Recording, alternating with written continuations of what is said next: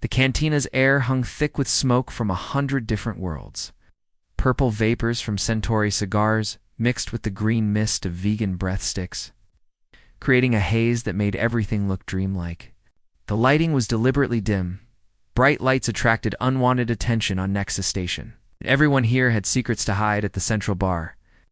A massive Krugen bartender with 4 arms juggled bottles while serving drinks to creatures that shouldn't exist in the same room.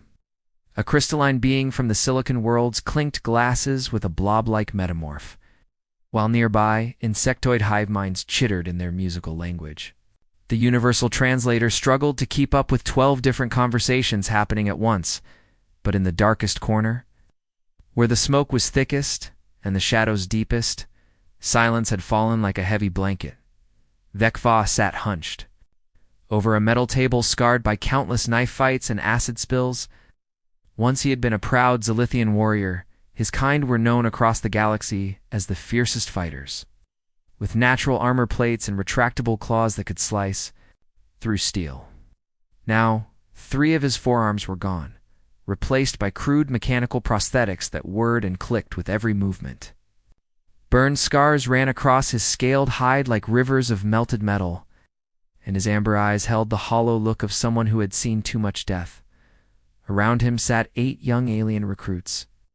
Fresh from the Galactic Defense Academy, they wore crisp uniforms and carried expensive weapons they had never fired in anger. Their eyes still held that dangerous gleam of creatures who thought war was an adventure waiting to happen. The youngest was Zeph, an Altarian with blue skin and 3 eyes. His people were known for their speed and arrogance in equal measure. Next to him sat Kor, a massive Bruthan, whose rocky hide could stop plasma bolts. Then there was Whisper, a shadow creature from the Dark Nebula who could phase through solid matter, and 5 others from species spread across the galaxy's rim. They had come here looking for war stories from the famous veteran. Everyone in the military knew HFY's name. He was the only survivor of the 47th Combined Strike Force, a unit that had fought in battles that were now classified above their security clearance. "Come on, old-timer," Zeph said, his 3 eyes gleaming with excitement. "Tell us about the real fighting, not the sanitized garbage they feed us at the academy." This mechanical hand wrapped around his cup, a battered metal thing that had seen more battles than most soldiers. The liquid inside was Zilithian fire wine, strong enough to melt through hull plating. He had been drinking it for 3 hours, but his hands still shook. "You want war stories?" His voice sounded like grinding gears, damaged vocal cords struggling to form words. "You think battle is glorious? An adventure among the stars?" The recruits nodded eagerly. War to them was still theoretical, something that happened to other people, in other places, at other times. They had trained in simulation, chambers, and practiced against holographic enemies that dissolved when hit. None of them had ever seen real blood or heard the sound a friend makes when they die. HFY studied their faces one by one. So young, so stupid, so exactly like he had been before. The war has changed everything. "Let me tell you about the humans," he said finally. The effect was immediate. Conversations at nearby tables stopped. The Krugen bartender's 4 hands paused in mid-pour. Even the hive minds stopped their chittering. In the sudden silence, you could hear the station's life support systems humming in the walls. Everyone had heard whispers of the human wars, 3 conflicts that had raged across the galaxy's outer rim, so brutal and savage that the Galactic Council had sealed all records. Military historians spoke of them in hushed tones. Veterans who had fought in those wars either refused to talk about them or drank themselves to death trying to forget. The recruits leaned forward like hungry predators, scenting blood. This was what they had come for, the real stories, the classified truth that the Academy would never teach them. "I fought in 3 campaigns alongside them," HFY continued, his claws clicking against his metal cup in a nervous rhythm. "Saw things that still wake me up screaming. The first was on Kepler 9, where I watched a human named Huan Wu hold off an entire Vrock battalion with nothing but a broken rifle in his bare hands." Zeph snorted, his blue skin flushing darker with amusement. "Humans are weak. Everyone knows that. Small bodies, no natural armor, short lifespans. They barely live 100 years. What could they possibly do against real warriors? The other recruits chuckled. It was common knowledge throughout the galaxy that humans were physically inferior. They had no claws, no natural weapons, no armor plating. They couldn't breathe in vacuum, couldn't survive radiation, couldn't even see in the dark without artificial aids. Most species considered them barely above the level of clever pets. Vekvar's mandibles spread wide, revealing rows of sharp teeth in what might have been a smile. But there was no humor in it, only the bitter knowledge of someone who had learned the truth the hard way. "That's what we all thought," he whispered, his amber eyes reflecting the cantina's dim lights like dying stars. "That's what got half my unit killed." He drained his cup in one swallow, the fire wine burning down his throat like liquid starlight. Around them, the cantina held its breath, sensing that something terrible and true was about to be revealed. The old veteran set down his cup and began his first tale, his voice carrying the weight of memories that had turned heroes into haunted shells of themselves. Vekvar. HFY. Mechanical fingers drummed against the table, each tap echoing like a funeral. Bell in the silent cantina. His amber eyes grew distant, staring through the smoke as if he could see across time itself to that blood-soaked world where everything changed. Lieutenant Hyenwoo Kim was just another human soldier when the Vrak invaded Kepler-9. He began, his voice dropping to barely above a whisper. 23 years old, fresh out of the academy, still believed in honor and glory. 150 humans defended a mining colony against 3,000 Vrak warriors. Oh, the odds were impossible. The young recruits shifted in their seats. They knew about the Vrak, everyone did. Nightmare creatures from the Void Sector. 8 feet of pure killing machine wrapped in natural armor that could stop a tank round. Their claws could slice through starship hulls, and their acidic blood burned through everything it touched.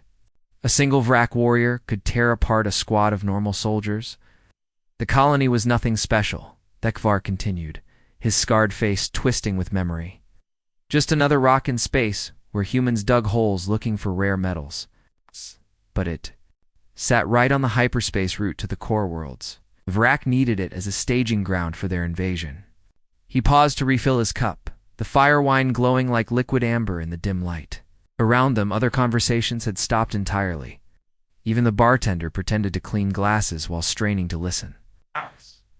I was there as part of the Galactic Defense Force Quick Response Team. We were supposed to arrive first, secure the colony, wait for reinforcements. But the Vrak came early, his mechanical hand clenched into a fist. 3 days early. Our ships were still in hyperspace.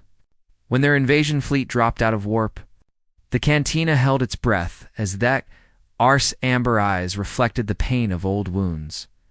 The Vrak are perfect killing machines.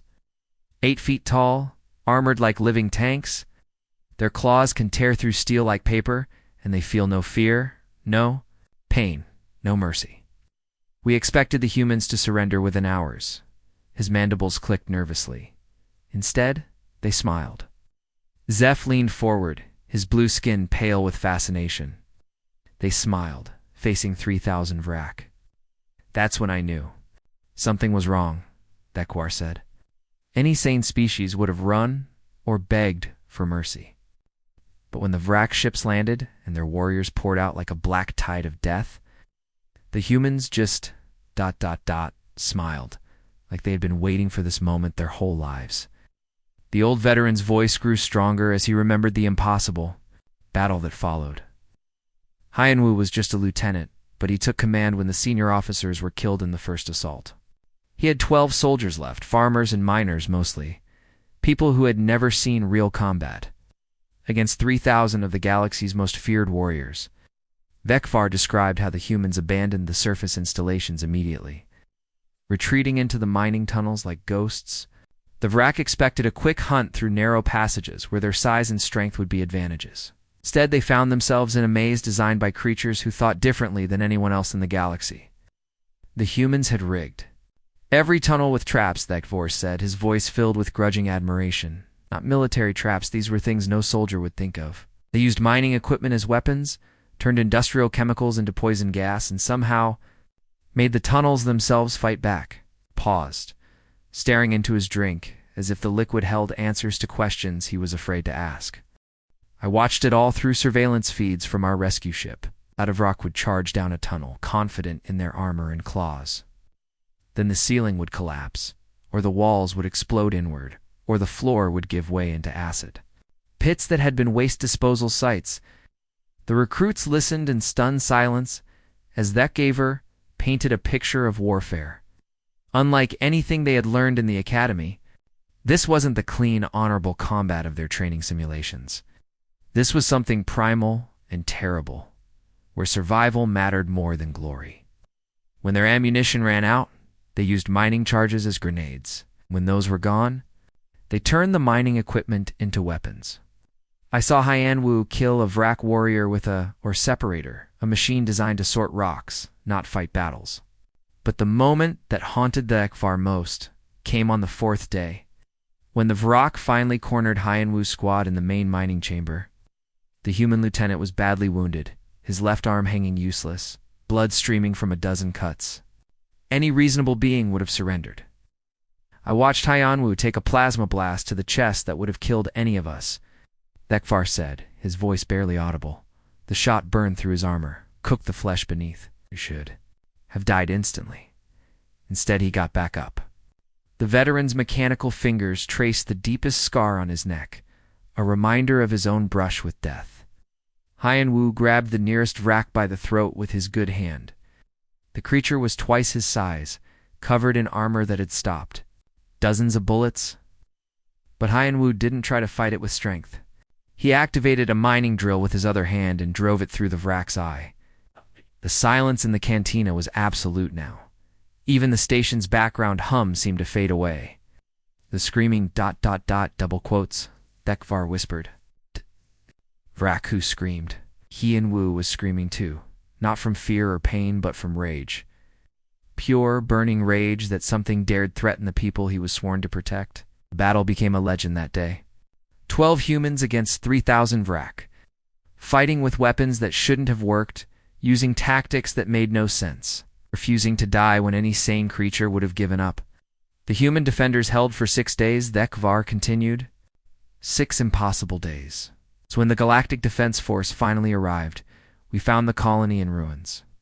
Bodies everywhere, mostly Vrak, and in the center of it all, 20 humans, still alive, still fighting.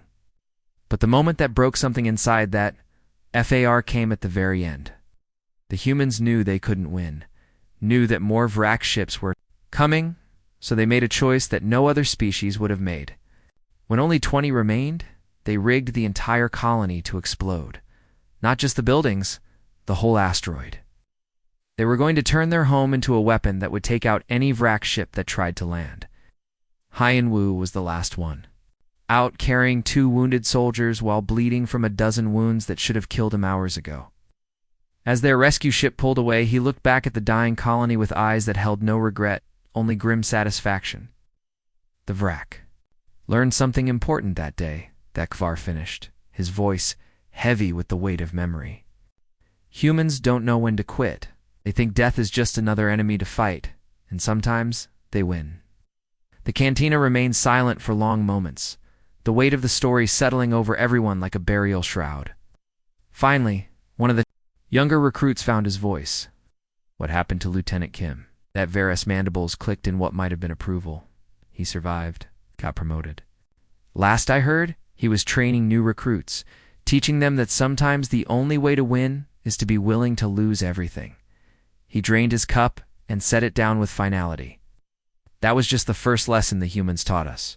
There were 2 more campaigns, 2 more impossible victories, and each one showed us something about warfare that we never wanted to learn. The old veteran looked around the table at the young faces staring back at him, seeing his own past reflected. In their eyes, still think war is glorious? None of them answered. In the space of one story, their world had changed forever. They were no longer innocent recruits dreaming of adventure among the stars. They were soldiers who had glimpsed the true face of war and found it. Wearing a human smile, the recruits shifted uncomfortably as Ekvar poured another drink, the amber liquid sloshing against the metal cup's sides. His mechanical hand trembled.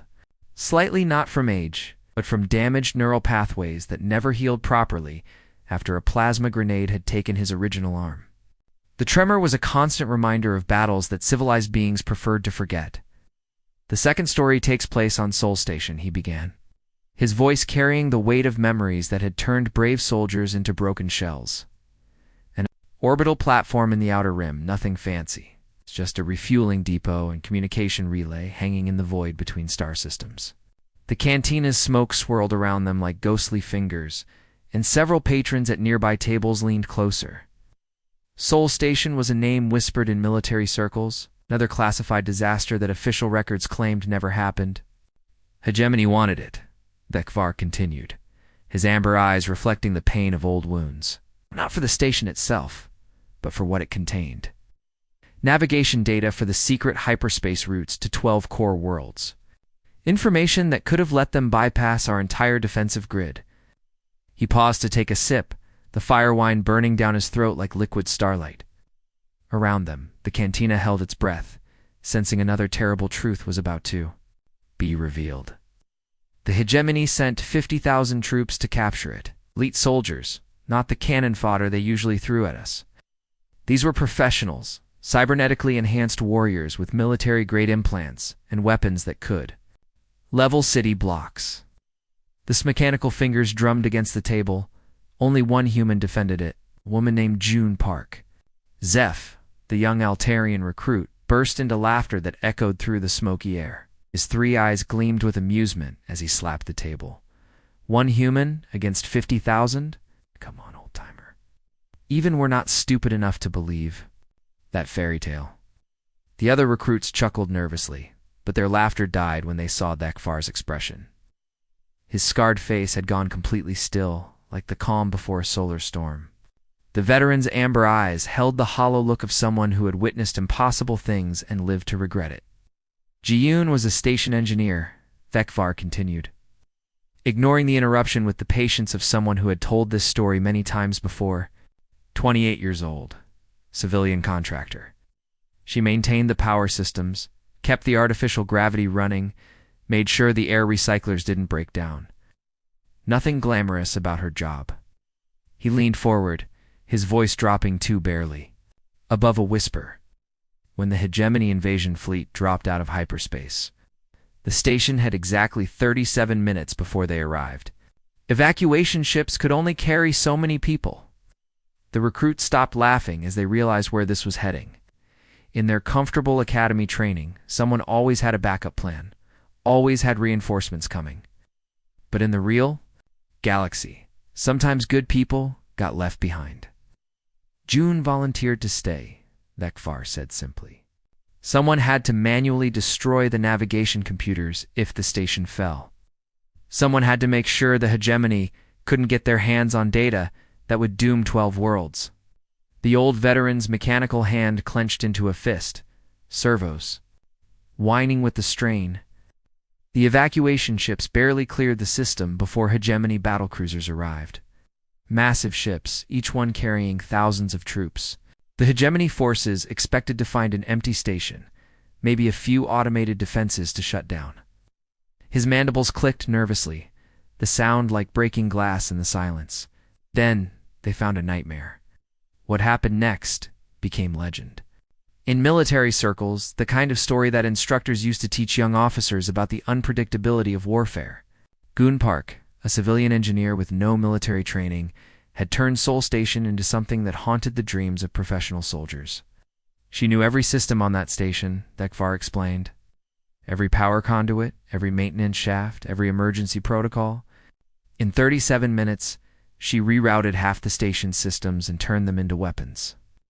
The first hegemony assault teams entered through the main docking bay, expecting light resistance. Instead, they found themselves walking into carefully prepared killing zones. Goon had rerouted power conduits to create electric traps that could fry a soldier in full armor. Maintenance hatches became sniper positions. Emergency bulkheads became crushing walls. She reprogrammed the maintenance droids, Vekvar continued, his voice filled with grudging admiration. Little cleaning robots that were supposed to polish floors and empty trash. She turned them into tiny bombs, patrol units, even communication relays. But the most terrifying weapon was something no military strategist had ever considered: the station's artificial gravity system. In the hands of someone who understood its every circuit and relay, it became an instrument of precision death. "I've seen the surveillance footage," Thekvar whispered. June would wait until hegemony troops entered a corridor, then flip the gravity controls. Suddenly, they weren't standing on the floor anymore. They were falling toward the ceiling. At bone-crushing speed, or being slammed sideways into walls designed to handle starship impacts. The psychological warfare was even worse than the physical traps. Ji-yoon left messages for the invaders, written in their own blood on the walls of sections she had already cleared. "Welcome to Hell" became her calling card, painted in crimson. Letters that glowed under the station's red emergency lighting. For 2 weeks, she picked them off one by one, the Ekvar said. The hegemony brought 50,000 of their best soldiers. And they couldn't catch one human woman who knew her way around maintenance tunnels. The survivors called her the Ghost. Reports filtered back to the hegemony command describing impossible encounters: soldiers who disappeared from sealed corridors, equipment that turned against its users, and a presence that seemed to be everywhere and nowhere at once. They were too terrified to sleep, Thekvar continued. Elite warriors who had conquered entire star systems, reduced to jumping at shadows and friendly fire incidents. Some of them started shooting at their own reflections. The siege became a war of attrition that the hegemony was losing despite overwhelming numbers. Every day brought new casualties, new horror stories, new proof that their enemy was something beyond normal warfare. Gune had turned the station into an extension of herself. Every sensor was her eyes, every speaker was her voice, every system was another weapon in her arsenal. But even legends have limits. By the 14th day, Gun was running on stimulants and pure determination. She had been awake for nearly 2 weeks, living on emergency rations and recycled water, fighting a war that should have ended in hours. When Galactic Defense Forces finally broke through the hegemony blockade, they expected to find ruins, Thekvar said. Instead, they found Ji-yoon in the command center, barely alive, surrounded by improvised weapons and enemy corpses. The rescue team later described the scene as something from a nightmare. The command center had been turned into a fortress with every surface modified for defense. Hegemony soldiers lay where they had fallen, victims of traps so clever that forensic experts were still trying to figure out how they worked. She had held the station's critical navigation data from falling into enemy hands, Thekvar finished. Data that would have compromised 12 worlds, doomed billions of innocent people. One human engineer against an army, the veteran's voice cracked slightly as he remembered the moment that had haunted him for years. Our commanding officer found her slumped over the main console, more dead than alive. Burns on her hands from jury-rigged weapons, cuts from crawling through damaged sections, exhaustion that should have killed her days earlier. June had looked up at the rescue team with eyes that had seen too much death, managed a weak smile, and said words that became part of military folklore. "Sorry I made a mess," and she passed out and didn't wake up for 3 days. 50,000 hegemony troops became 300 survivors, Thekvar whispered, his amber eyes reflecting the cantina's dim lights like dying stars. One human engineer. One woman who refused to let evil win, no matter the cost. The silence that followed was absolute. Even the background hum of the station seemed to fade away as the weight of the story settled over everyone like a burial shroud. The young recruits stared at their drinks, no longer able to meet Thekvar's eyes. Finally whispered the shadow creature from the dark nebula. Found her voice. What happened to her afterward? The Schmendables clicked in what might have been approval. Ji-yoon Park received every medal the Galactic Defense Force could give her. Then she went back to being an engineer. Last I heard she was designing power systems for civilian stations, trying to forget that she had once been the most feared warrior in the galaxy. He drained his cup and set it down with finality. It's the thing about humans. They don't fight because they love war. They fight because someone has to, and they're too stubborn to let anyone else bear that burden.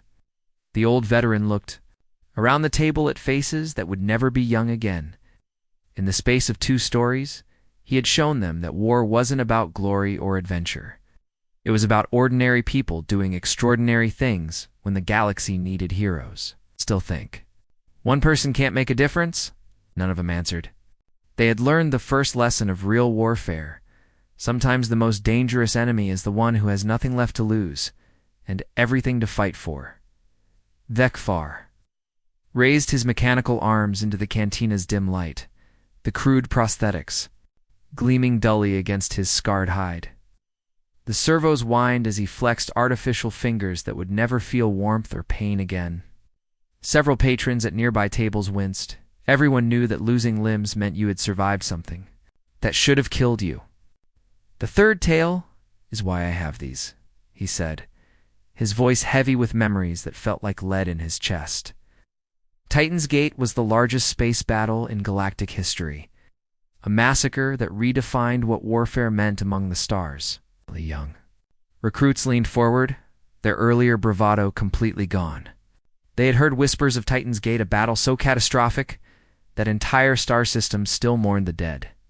And military academies taught it as the ultimate example of tactical impossibility.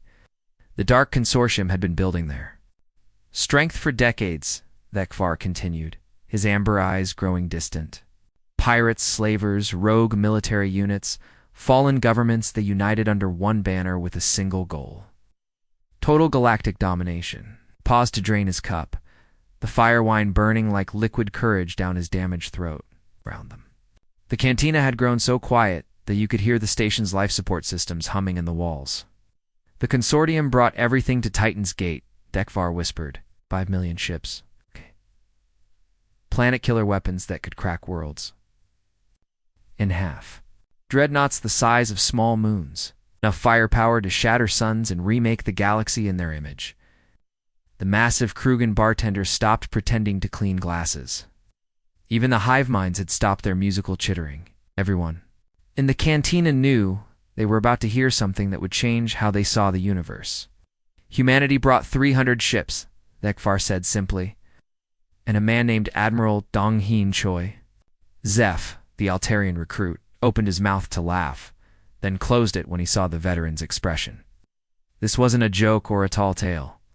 This was the testimony of someone who had watched the impossible happen and lived to carry the burden of memory. Admiral Choi was 53 years old, that continued. Career military, fought in 6 different wars, lost 2 sons in the border conflicts. He commanded the human fleet knowing it was a suicide mission from the moment he accepted the order. The strategic situation had been hopeless from the beginning.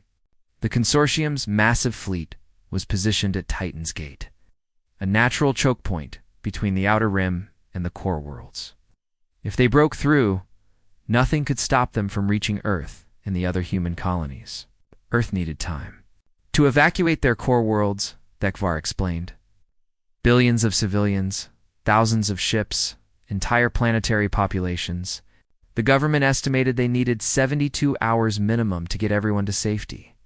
Admiral Choi had been given an impossible order: hold Titan's Gate for 3 days against odds of 16,000 to 1. His fleet consisted mostly of older ships, retrofitted cargo vessels, and volunteer crews who knew they weren't coming home. The battle should have lasted minutes, HFY said, his mechanical fingers drumming against the table like a funeral march. The consortium had overwhelming firepower, numerical superiority, and the element of surprise. Military analysts later said the humans should have been completely destroyed in the first volley. Instead, something happened that military historians are still trying to understand. Admiral Choi didn't fight the battle like a traditional naval engagement. He turned space itself into a weapon. Choi used tactics no one had ever seen, HFY said, his voice filled with grudging admiration. He split his tiny fleet into dozens of smaller groups, each one moving independently through the asteroid field around Titan's Gate. The consortium couldn't bring their full firepower to bear without hitting their own ships. The first day became a deadly game of hide-and-seek among the floating rocks and debris. Human ships would appear from behind asteroids, launch devastating attacks on isolated consortium vessels, then disappear back into the maze before reinforcements could arrive. He turned cargo ships into kinetic missiles, that continued. loaded them with ore from the asteroid mining stations, accelerated them to near-light speed, and sent them straight into consortium battle formations. The impact was like miniature supernovas. But Admiral Choi's masterstroke came when he realized the consortium's greatest advantage could become their greatest weakness. With 5 million ships packed into a relatively small area of space, they were vulnerable to tactics that no sane military commander would ever consider. He used stellar debris as cover, Dekvar said. Pieces of shattered planets, dead comets, even the remains of ancient battles. Choi's ships would hide inside the debris fields, then emerge when consortium vessels got too close. No, but that wasn't the brilliant part. The veteran's amber eyes gleamed with the memory of witnessing tactical genius in action. The brilliant part was how he made the enemy fleet destroy itself. Choi would position his ships so that when the consortium fired at them, their own weapons would hit friendly vessels hidden by the debris. The second day of battle saw the impossible become routine. Human ships outnumbered thousands to one, continued to inflict devastating casualties on an enemy that should have crushed them in minutes. Admiral Choi seemed to be everywhere at once, his flagship appearing in different sectors of the battlefield, like a ghost ship that could bend space and time. When ammunition ran out, Choi ordered his ships to ram enemy vessels, Dekvar said quietly. When engines failed, he had crews manually detonate their own reactors. The humans fought like they had already died and were just choosing how to take their enemies with them. By the third day, the consortium fleet was in chaos. Their commanders were screaming contradictory orders. Their formations had collapsed into scattered groups. Their crews were starting to question whether they were fighting humans or demons. What should have been an easy victory had become a nightmare of attrition. I was there as part of the Galactic Defense Force observer mission, Dekvar admitted. Watching from a safe distance, recording everything for the military archives. We weren't supposed to interfere officially. This was a human problem. But when Admiral Choi's flagship, the last surviving human vessel, made its final desperate charge toward the consortium's command ship, something inside Dekvar broke. He couldn't stand by and watch heroes die alone. Choi's final transmission was broadcast across the galaxy. Dekvar continued, his voice cracking with emotion. Every ship, every station, every communication relay picked it up. He said, "Tell Earth the stars remember. Tell them we held the line." The words became legend instantly. Across the galaxy, beings who had never seen a human heard Admiral Choi's final message and understood that they were witnessing the death of someone who embodied the best of what civilization could produce. Then he piloted his flagship directly into the consortium's command vessel at light speed, Dekvar whispered. The explosion created a new nebula that you can still see from 50 light-years away. The Choi Nebula, as it came to be known, became a monument to impossible courage. The explosion had been so massive that it chain-reacted through the consortium's remaining fleet, destroying thousands of ships in a matter of seconds. What had once been the galaxy's most feared armada became drifting wreckage and glowing plasma. The consortium fleet was shattered, Dekvar said. Their command structure collapsed, their survivors scattered, their dream of galactic conquest died in the fire of one man's sacrifice. Earth was saved, and the galaxy learned that humans would die for strangers they'd never meet. The old veteran flexed his mechanical arms again, the servos whining like morning songs. I lost my arms. In that battle, not fighting humans, fighting beside them. When I saw Choi make his final run, I couldn't help myself. I took my observation ship straight into the enemy formation, trying to clear a path for him. The recruits sat in stunned silence, finally understanding the weight of the scars their instructor carried. Dekvar hadn't just observed history. He had tried to change it, even when doing so meant throwing away his career and probably his life. A consortium plasma cannon took my ship apart, he continued, matter-of-factly. Spent 3 months in a medical coma while they rebuilt what was left of me, but it was worth it. I got to fight alongside the bravest beings I've ever known, even if it was only for a few minutes. He looked around the table at faces that had aged years in the space of a few hours. That's what humans do to you. They make you want to be better than you are, even when it costs everything you have. The silence that followed was broken only by the distant hum of the station's engines. The young recruits stared at their drinks, their minds struggling to process stories that challenged everything they thought they knew about warfare and heroism. Finally, Kor, the massive Bruthan recruit, found his voice. How many humans survived? Titan's Gate. Thekvar's mandibles clicked in what might have been approval for the question. None. Admiral Choi and his crews died too by time for people they would never meet, to save worlds they would never see. That's the final lesson of Titan's Gate. Sometimes victory means everyone loses everything, and heroes are the ones who pay that price willingly. The old veteran stood slowly, his mechanical joints protesting after hours of sitting, but their sacrifice wasn't meaningless. The evacuation succeeded. Billions of humans lived because 300 crews chose to die, and the galaxy learned that some things are worth more than survival. As he prepared to leave, Nekvar looked back at the young faces that would carry these stories forward. Remember their names. Remember their sacrifice. And if you're ever faced with an impossible choice between safety and doing what's right, remember that ordinary people can become legends when they decide that someone else's life matters more than their own. The recruits watched him walk away, understanding finally that they had been in the presence of living history. The cantina slowly returned to its normal noise and activity, but the corner table remained silent, occupied by beings who had glimpsed the true cost of peace among the stars. The cantina had grown completely silent, as if the entire station was holding its breath. Even the massive Krugan bartender with 4 arms had stopped his eternal glass-cleaning ritual to listen. His rocky hide gleamed with sweat despite the cool recycled air, and his multiple eyes were fixed on the scarred veteran.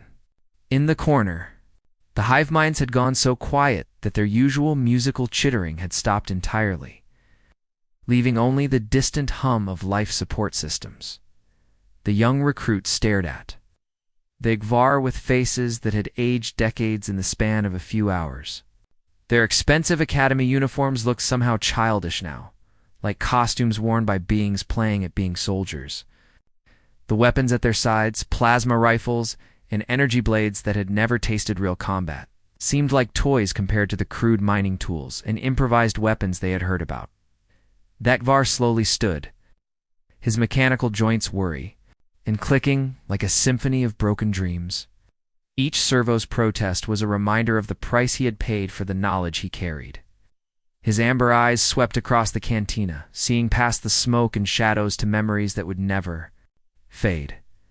You want to know what makes humans terrifying? He asked, his voice carrying the weight of 3 wars and countless nightmares. It's not their weapons, or their tactics. It's not their technology, or their numbers. Something far more dangerous than any of that. He paused, letting the silence build like pressure in a sealed chamber. Round them, beings from a dozen different worlds leaned forward, desperate to understand the secret that had turned the galaxy's weakest species into its most feared warriors. They fight for ideas, Thekvar said simply. Concepts that exist only in their minds, but are more real to them than the air they breathe. The veteran's mechanical fingers traced the deepest scars on his hide, each one a story of its own. Most species fight for things you can see and touch, territory to expand their borders, resources to fuel their economies, survival when their existence is threatened. These are rational reasons that any being can understand. He gestured to the mixed crowd in the cantina, Bruthan miners seeking precious metals, Altarian traders chasing profit margins, vegan colonists looking for new worlds to terraform. We fight for gain, for advantage, for logical, measurable goals that make sense to our military planners and government officials. The old warrior's voice grew softer, more dangerous. Humans fight for concepts you can't touch. Honor that has no physical form, freedom that exists only as an idea, the right of strangers to exist in peace even when those strangers offer nothing in return. Zeph, the young Altarian whose blue skin had grown pale during the stories, found his voice. But that's insane. How can you fight for something that doesn't exist? Thekvar's mandibles clicked in what might have been amusement, That's what makes them so dangerous. They'll die for people they've never met, for principles they can't explain to anyone else. They'll sacrifice everything for abstract concepts that most species can't even understand. The weight of this revelation settled over the cantina like a funeral shroud. Warriors throughout the galaxy fought for concrete goals, more territory, better resources, stronger positions. But humans fought for dreams, and dreams were infinite. 3 years after Titan's Gate, I was part of a peacekeeping mission to the outer colonies, Thekvar continued. We found a human settlement that had been attacked by raiders. The colony was burning, half the population was dead or dying, and the survivors had nothing left but the clothes on their backs. He paused, staring into the distance as if he could see across time to that devastated world. The raiders were gone. The immediate threat was over. Any rational species would have mourned their dead and moved on. But the humans did something that still haunts me. The veteran's voice dropped to barely above a whisper. They organized a rescue mission. It's not to save their own people. Those were already dead. But to save the raiders' slaves on ships that were already 3-star systems away. They risked everything they had left to free beings they had never met, from an enemy that had just destroyed their world. The silence that followed was absolute. Even the station's background hum seemed to fade as the implications sank in. Humans didn't just fight for abstract principles. They acted on them, even when logic said they should focus on their own survival. That's when I understood, that Thekvar said. Humans aren't just warriors. They're carriers of ideas that can spread like viruses through the galaxy. One human who believes in something can inspire entire species to fight for causes they never knew existed. A young recruit from the Silicon Worlds finally spoke, her crystalline voice ringing like broken glass. Are they still out there? The humans? The HFY nodded slowly, his amber eyes reflecting something that might have been hope, growing stronger every day, spreading their ideas to species that have never heard of concepts like justice or sacrifice or fighting for something greater than yourself. The old warrior gathered his belongings, a battered kit bag that had seen more battles than most armies, a collection of medals he never wore, and a small holographic projector that contained the faces of friends who would never come home. And that's the strangest part of all, he continued. They're not conquerors. After every victory, they helped rebuild what they destroyed. They turned enemies into allies, transformed battlefields into hospitals, and taught their former opponents the same ideas that made them fight so hard in the first place. The Krugen bartender finally found his voice, all forearms trembling as he spoke. But surely they must want something in return. Payment, territory, resources? The Gvar's scarred face showed something that might have been pride. They want their enemies to become friends. They want the galaxy to be a place where their children can grow up in peace. They want beings they'll never meet to have the chance to live free from fear. The veteran moved toward the cantina's exit, his mechanical legs carrying him with the deliberate pace of someone who had learned to value each step. I've seen species that could tear apart starships with their bare hands. I've fought alongside warriors who could survive in the vacuum of space, who could withstand plasma fire, who could regenerate from wounds that would kill anyone else. He paused at the doorway, turning back to look at the young faces that would carry these stories forward. But I've never seen anything as dangerous as a human who believes they're fighting for something greater than themselves. Because that belief spreads. It infects everyone around them, turns ordinary beings into heroes. The corridor beyond was filled with the usual traffic of a space station, merchants hawking their wares, travelers seeking passage to distant worlds, and the eternal flow of beings pursuing their own small dreams. But Thekvar's words had transformed the cantina into something different. A place where innocence had died and wisdom had been born. If you ever face humans in battle, he said, his voice carrying clearly through the smoke and shadows, pray. It's quick, 'cause the longer you fight them, the more you'll start to understand what they're fighting for. And once you understand that, once you see the galaxy through their eyes, you'll never be the same. His amber eyes swept across the room one final time.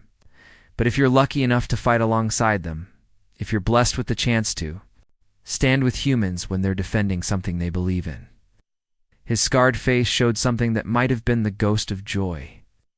Then you'll understand why the galaxy sleeps peacefully at night. Because somewhere out there, humans are standing watch, ready to fight for the right of strangers to dream. The veteran disappeared into the corridor, leaving behind silence and the weight of terrible knowledge.